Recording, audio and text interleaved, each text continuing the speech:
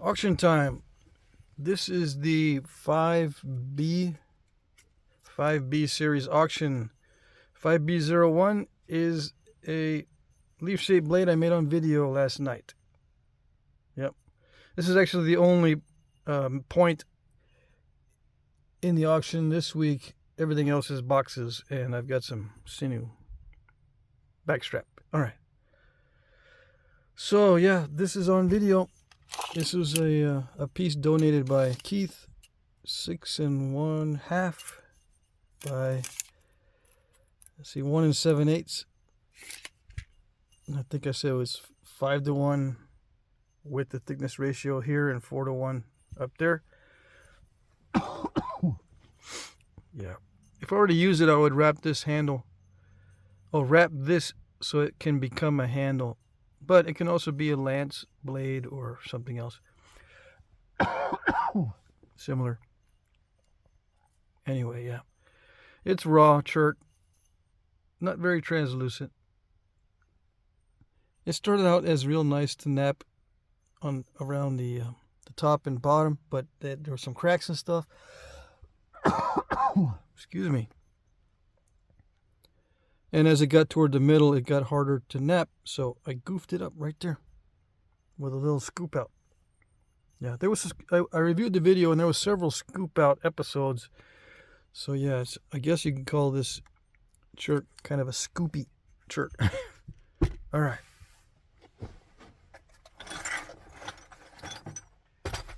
Let's see. Hold on. I want to do these in order. Kind of, sort of. All right. 5B02 is a box of broken bifaces. And I believe this is a heat treat. I forgot what this is called. It's not Buffalo River. Something Creek. I don't know. Anyway, it's from the same area as Buffalo River stuff. I think this is a heat treat. I tested a bunch of this morning. Anyway, I'm not going to mess with this piece. I've had it sitting in my stash for a long time, so might as well just offer it up. This is a raw piece of Georgia Flint River chert that I broke the opposite way that I normally snap it. Yeah. Let's see.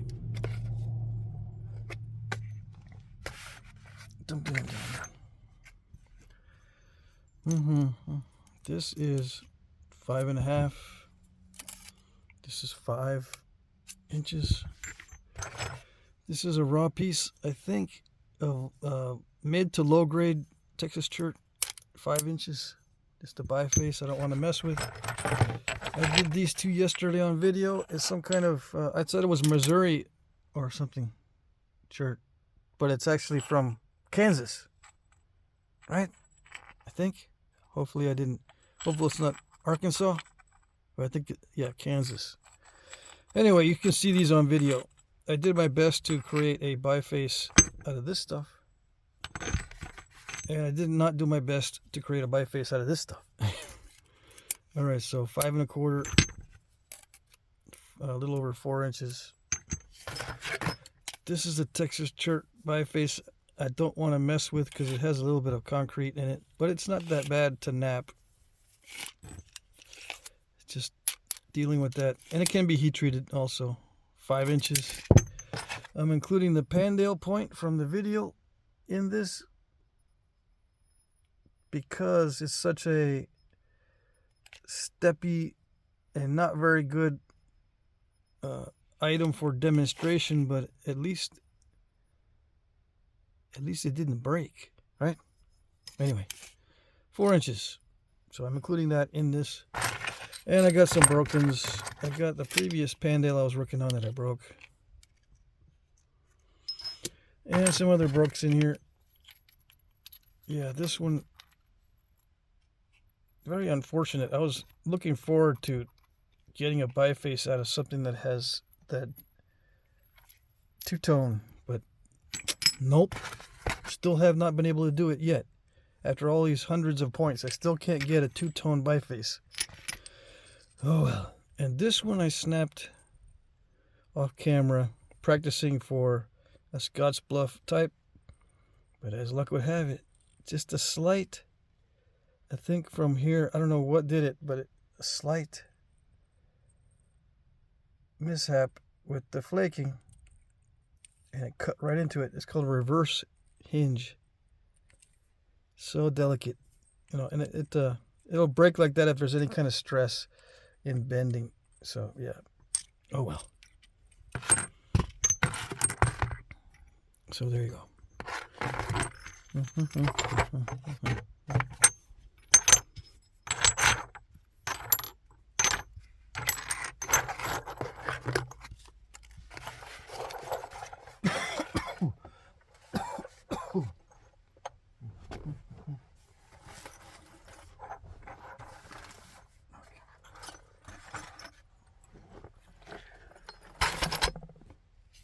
FBO3 box of heat treats, mostly Texas, but there is some heat treat. There are some Georgia Flint River Chert pieces in here. So let me just take these out quickly. It's all heat treat between $3.50 and $3.75. Most of this is Texas stuff. Okay, and I tested some of this morning and made little bifaces just to see if there was any cracks and stuff. There should not be any cracks in this material. Okay? Should not be any cracks. And there was a crack in here for sure, and I napped it out of this one. Yeah. All right, some of these are thin, flat flakes. Now, heat treat is kind of snap in half-ish in many cases, so just be aware. I don't know exactly what varieties these are. Some of them look more quartzite and grainy, but it's nice as far as glossiness goes in many cases. But it's snap and half-ish, so be very careful. Don't think that it's going to be strong to nap just because it naps easy.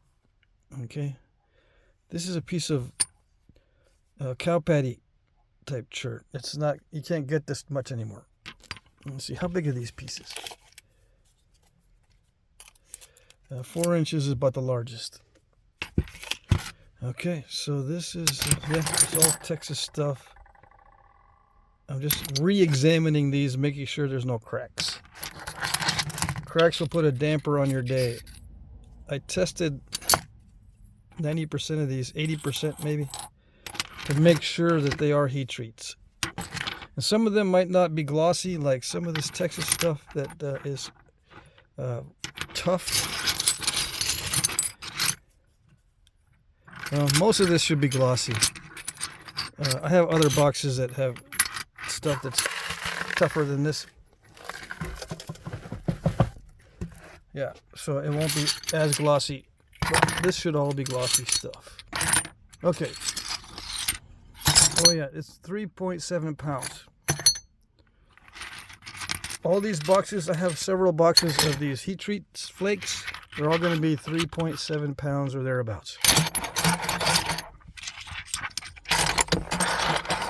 And, you know, it overfills the box, but I'll get it into a package. All right.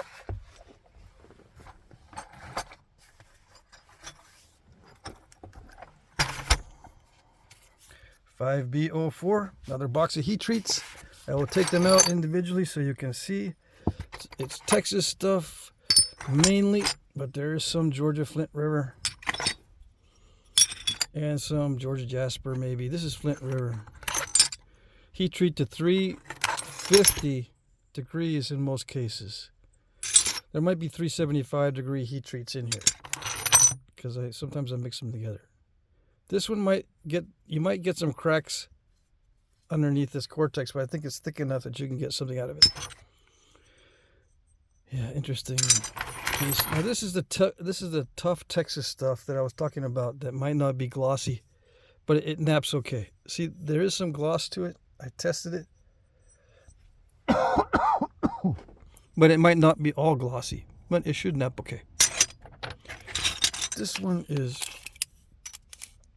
almost 5 inches. Yeah.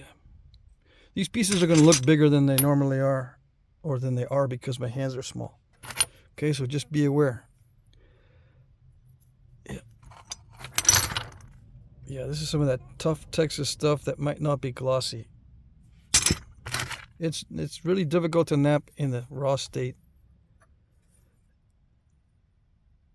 I think now this one's difficult too. I couldn't figure out if I should knap this down more to see if I can get rid of that crack in there, but there is a crack right there, so just be aware of this one. This one might be dicey. I think that crack doesn't go all the way through. I mean, I know it doesn't, but I don't know how deep it goes. Probably goes deeper on this side, so you knap away this part and you can use this part. Okay, I think that's the only one, but I included this because it's extremely nice material. Yeah, very, very nice material on that one. Okay, this one might be dicey too. Around the cortex, it has incipient bulbs, so just be aware of this one. But it also, I included this one too because it's nice material. Yeah, might have to knap away quite a bit of it and only get a small arrowhead, but it's nice material. It's one of my favorites. Yeah, 350 degrees. Okay. Heat treat 350. Okay.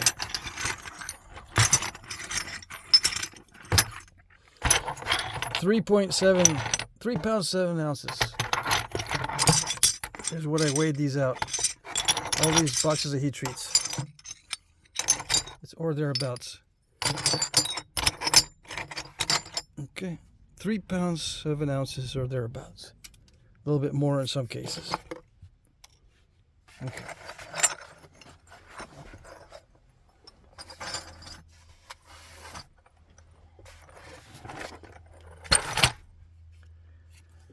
B05. Oops, let's see. Yeah, another box of heat treats. This is Texas stuff. These are a little bit smaller than the other boxes. These flakes. So these are various sizes. I've got larger flakes and smaller flakes. This one is 4 3/4. But many of these are the small variety of flakes. Okay, and this is Georgia Flint River Chert heat treat. I think this is Georgia Jasper. Yeah. This translucent stuff is a Georgia Flint River. This one's a Texas. This one is Texas stuff. So just be aware with heat treats, they can be very snap and half-ish. So be very gentle with them. 3 inches. Yeah, I tested a lot of this morning and it looked okay. 3 1/4. Yeah. Various chunks. Some are thick and some are thin. You know, it ranges between this chunky one and the potato chip ones. Okay? Just so you get a variety. I think this is a piece of Georgia Jasper. I napped it a little bit this morning to see if it was okay. Sometimes this stuff can be dicey as far as layers and cracking. It looks okay. 375 degrees for 12 hours. So it is a heat treat. But it's going to have it might have some issues. All right, but I include these that have issues because they're such a nice material. Okay, normally I don't include anything that has issues. But when it comes to nice material, I'll include some with Cortex because this is very nice and that sort of thing. Yeah, heat treat them. I tested that this morning, I believe. Yeah. Yep, tested a bunch of this stuff. It looks pretty good as far as heat treat goes. I mean, successful with no crazing or no pot lids.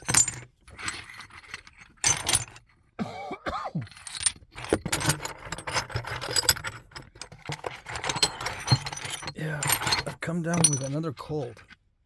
This one was not as severe as the first one that I got last month or whatever. Okay.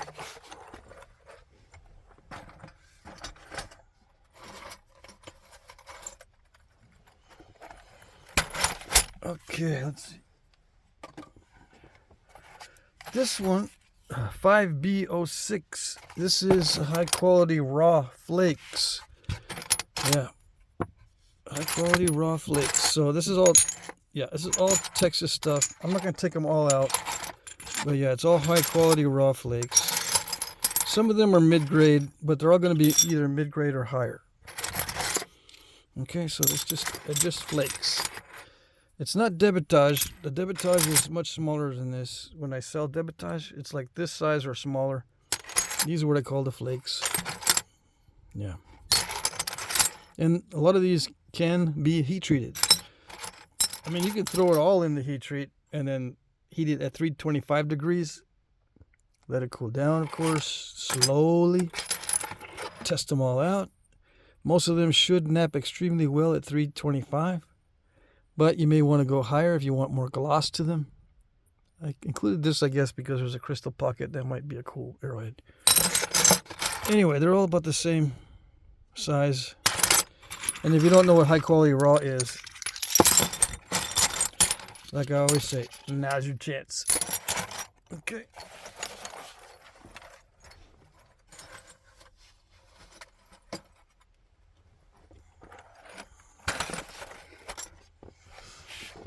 Mm-hmm. 5B07. Let's see.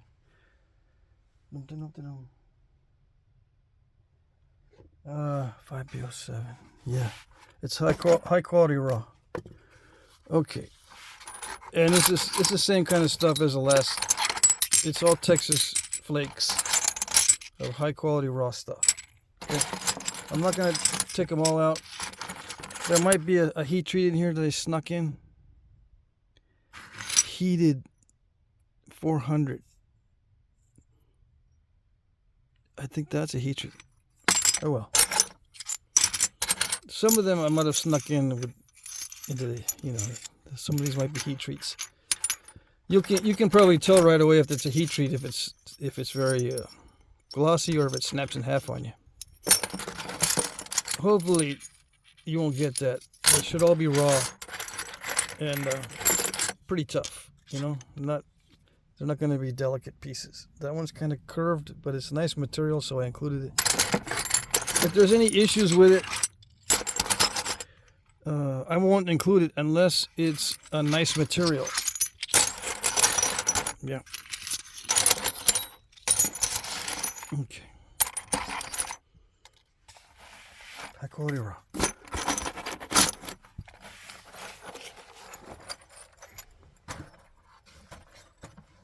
Yeah, some people don't know what the high quality raw stuff is. So, there you go. Now, let's see. I got this out of order, but oh well. 5B08 is another box of heat treat, 350 degrees Fahrenheit. I don't know how I missed this one. Anyway, it's mostly Texas stuff. It's got a bunch of, also, it's got a bunch of Flint River, Georgia chert. All 350 degrees Fahrenheit heat treats in the same batch, 3.5. Okay, this looks like Georgetown, but it's heated. Sometimes the Georgetown gets really, really nice after heat treatment. So, and I think this is the type that does. Yeah, flat enough. I try to make sure these are flat flakes because the curved ones are a pain. This is a heat-treated piece of root beerish type chert. I don't have that much root beer, so I did not include much in this auction as far as root beer chert. Yeah, this is a heat treat. Texas amoeba chert heat treat. Some of this stuff becomes extremely nice to nap. Even, you know, it's nice to nap in the raw state, but heat treated, it's even better. As long as you don't go too high. All right, this one might have some issues, but I included it anyway because it looked like it's going to be really, really interesting stuff. Just be gentle with it so you don't run into some problems with the internal cracking issues. Yeah, I know this has an issue right there, but I include this kind of stuff if it's nice material. This is a piece of, I can't remember the name of it. Anyway, it's heat treat. It's not from Texas or Georgia. Okay, so this one looks like a root beer chert. Yeah. This is a kind of a purplish lavender type chert. I've got Native American artifacts, bifaces made from this stuff, and they look heat treated. So I said, oh, I need to heat treat some of that lavender looking stuff, and sure enough, it heat treats extremely well. Okay, so yeah, I'm taking all these pieces out so you can see. A lot of them are on the chunky side, just in case there's any issues. And you might even be able to get long flakes out of some of these and make another arrowhead from the flakes, from the debitage. Okay. This is going to be, all the heat treats are 3 pounds, 7 ounces or so, as far as the box weight. 3 pounds, 7 ounces. I weighed them all this morning. Yeah. That's why I think this auction might be a little late to post, because I took extra time in testing all these. Should have done that last night, but I went to bed. All right.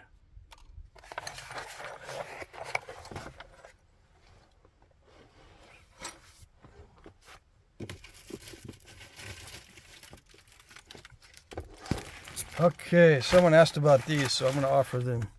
5B09 and 5B10 are backstraps. Okay, this is 6.3 ounces.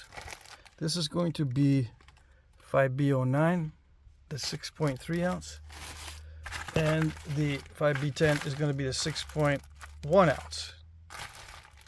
Yeah, I weighed them on my kitchen scale. Now, how I'm going to do this, I don't know, but I'm going to measure.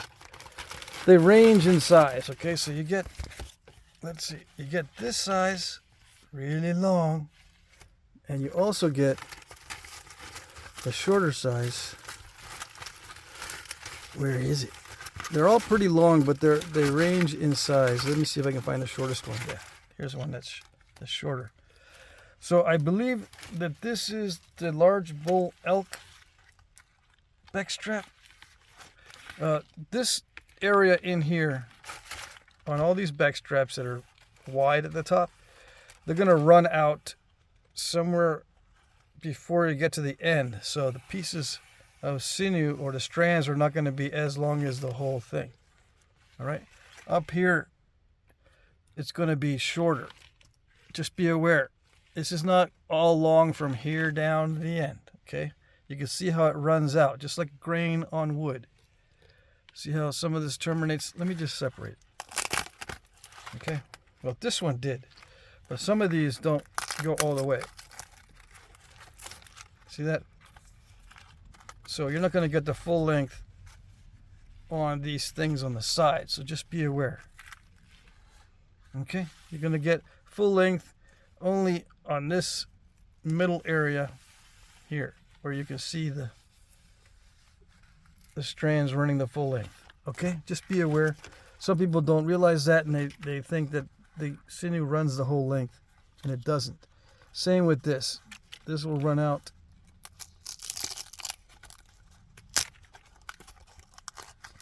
before it gets to the end on these shorter ones. Okay. The advantage of backstrap is it's easy to process. You just pull apart the strands like this. You don't need to pound them like leg tendons. Just pull them apart. Now these, since I don't remove the membranes when it's raw, you're going to have to peel the membranes off, and that goes for all of these. See this membrane? You peel that off as you're processing. It comes off. Okay, just if you don't know, they're still going to have membrane on them. It's just a shortcut that I take, so it doesn't take me forever to process this stuff. It's easier, besides, to remove the membrane when it's dry, like this, when you're processing it. Processing means taking it apart and get the individual strands out. Okay, so let me measure. The shorter ones are going to be like 15 inches. Okay?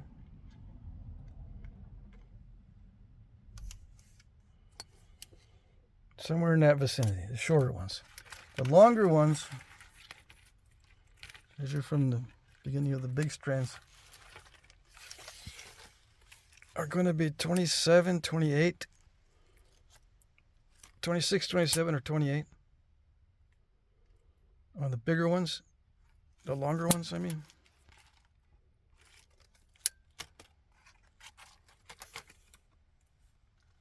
Let's see, let's get this so it doesn't look like I'm messing with it. Put it right there on the end. Let's do this again. 26, 27, 28. Yeah. There's going to be a range. These are not perfectly all the same size. Okay, so these are the long ones. And there's, let's see, there's 2 of these long ones in this batch, in the 6.1 5B10 batch. There's 2 of these long ones. The rest are shorter, but the shortest is this one. Okay, same with the other side, but let me get those out. Now, so I'm going to ask, is that enough to back a bow? Can I back a bow with 6 ounces of sinew or backstrap? I think yes, with 1 layer of backstrap, you can back a bow with 6 ounces. I think I remember hearing that somewhere. Now, if you want to put multiple layers on, that's a different story. I use this stuff for bowstrings, mainly, and for wrapping my best arrows, the fletching on my best arrows. Okay? I was going to use this also for wrapping at little dart points and demonstrating how to do that with natural materials. But since someone asked about offering these, I said, yeah, I should just offer them anyway, because I got more. All right, so this one here, let me see. This, I was going to measure, right? The long one here on this one, there's 2 long ones in each batch. This one is,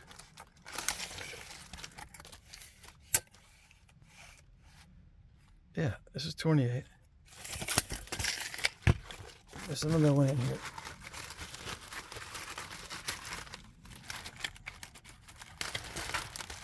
It makes it easy to wrap at metal dart points with long strands if that's what you want to use this for.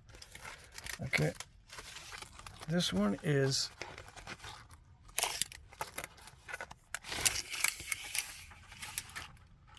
yeah, this is 29 actually. Okay. Yeah. Okay. Now some of these might still have a little bit of meat. Let me see. Let me smell it. It's got some. It still has a little bit of meat on there. So don't store these in a dry. Don't store these in a humid place. Process this and keep it in your fridge, because it still has a little bit of meat on it. Or before you process, you can keep it in the fridge, just in case. All right. Just be aware, I didn't remove every trace of membrane and meat. Okay, there's still some on there. Now, I don't know if it's all elk, but I know the long ones are. The shorter ones, they might be deer. Yeah. And these strands will run out before you get to the end. See that? They don't all go the full length, so just be aware. Okay? All right. So 5B10, I gotta tape this. Hold on. I gotta make sure it stays with the right numbers. Hold on. Let's pause for station identification here. This one is going to be 5B10, 6.1 ounce. I probably mixed that up, right? Let's see. Let me think here. I don't know. When I started this, let me think here. Does it even matter? It probably does, but I forget. But now that I've taped it on there, the 5B10 is 6.1 ounce.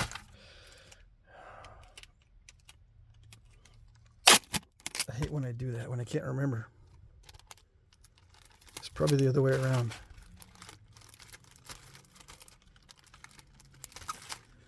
Okay, so that's 5B09. That's 6.3 ounce.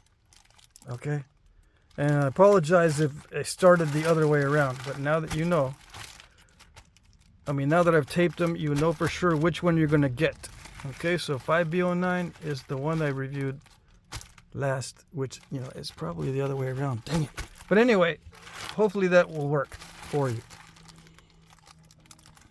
Okay? I should have been more organized. Okay, there you go.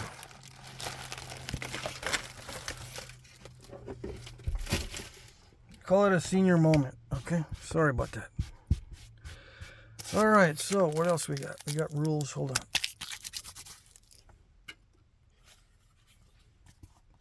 Rules. These are my cheat notes. There's a better description of the auction in the description box below.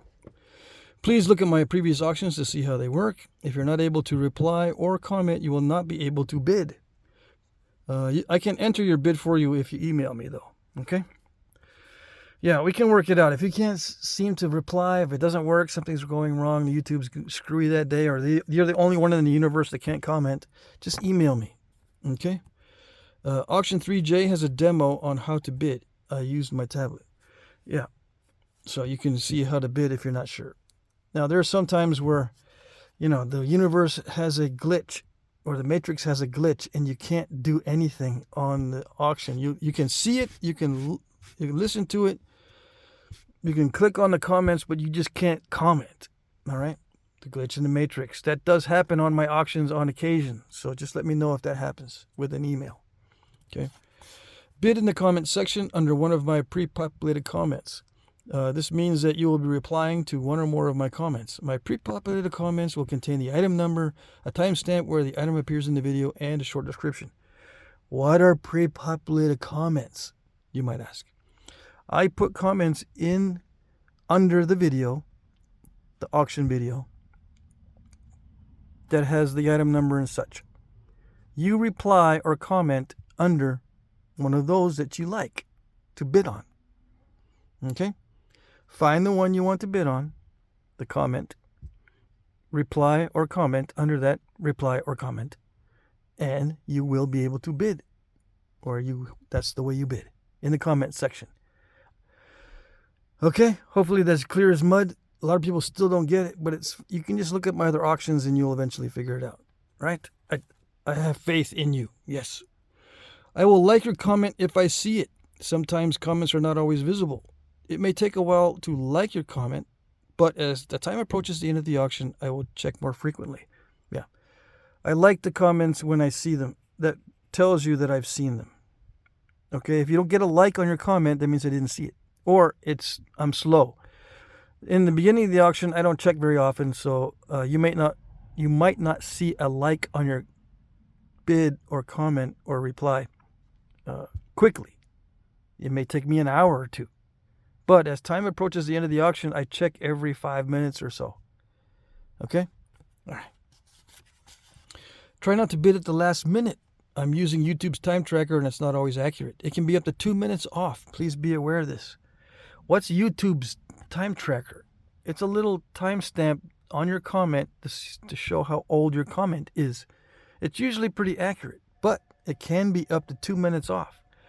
With my auctions, I've had episodes where sometimes it's up to 8 minutes off. Sometimes it's right on the money, right? The thing is, I need to use YouTube's time tracker because that's what everybody sees. So to be fair to everybody and to show that I'm trying to be on the up and up, I use the time tracker that everybody sees. Now, I know you know how to bid on time, and you know you're on time, and I know you're on time, but sometimes YouTube says you're not on time. So just be aware. This is if you're bidding at the very last minute, okay, which happens, especially on items that have a lot of competitive bidding. All right. And some of you guys are sniping the comments and sniping the bids. Well, I'm not going to do anything about that. I'm just leaving it up to the honor system to take care of that. You guys are honorable, okay? Yeah. I'm not worried about that. Shipping is free in the U.S. International shipping is discounted but not free. I'll add the following amounts to the packages if you're international bidder. The U.S. is free shipping. And the way I do international shipping is I'll take your package down to the post office, ship it to you first, and then we'll work out payment. Because I never know how much they're going to charge for shipping on international stuff. Okay? Now, I will discount it according to the amount that it would normally be mailed at, or the normal amount for that package in the U.S., I will discount that from the international shipping. So let's say a first-class package shipped in the United States is $5 or $6. To Canada, the last one was $17. So I'll deduct like $5 or $6 from the 17 and charge you 10. Okay, I know the math is off, but I'll charge you about $10 for just the first class package to Canada. It's more for other countries. Sometimes it is, sometimes it isn't. The rates often change, so just be aware. This is a good guide to go by just in case it is that much. Sometimes it's the same as Canada. Like I've sent to the Netherlands, I think it's the same or cheaper than Canada, which is weird because it's farther away, much farther away. But anyway, you get the idea, hopefully. Okay.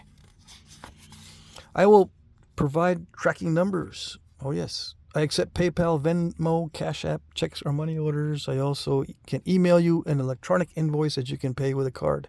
Yep. PayPal allows me to send invoices that you can pay with a credit card just by clicking on the link and entering your info. Please note, I cannot charge your credit card on my end, your debit card or credit card. That's a new security feature that they instituted a year and a half ago or something. I cannot charge on my end if you give me your credit card number. Yeah. I guess that's to prevent fraud, which is okay. It protects you and me. All right. Winners will be announced starting at 9:01 p.m. Eastern Time, which is 8 Central or 7 Mountain or 6 Pacific. Yeah, pay attention to your time zone, please. It doesn't end at 9 o'clock for everybody. Oh, no. It depends on your time zone. The auction starts at 3 p.m. Eastern, ends at 9 p.m. Eastern every Monday. Okay? Sometimes I'm late. I think I'll be late today. I'm not sure. I think I am going to be late today. But I'm never late when it comes to the ending of the auction. I make sure, and I'm a big pain in the butt with everybody, about not getting any interruptions during the time where the auction closes. Yeah. That's the only time during the week you cannot talk to me or get anywhere near me because I'm doing the auction. Closing. Okay? All right. So, yeah, just pay attention. The auction ends at 8 p.m. Central, or it ends at 7 Mountain, or ends at 6 Pacific. Okay? I will reply to your winning bid with this cut and paste comment or reply. Okay? It says, sold, thank you, the item, the price that you bid at, that you won. Please email me your name, address, etc. to jackcrafty2@gmail.com. Okay? This is very important if you're new. If you've already done business with me and I know all your information, this is optional. You don't need to send me an email as long as nothing's changed. Now, if you want to change your method of payment, let me know. And that kind of thing.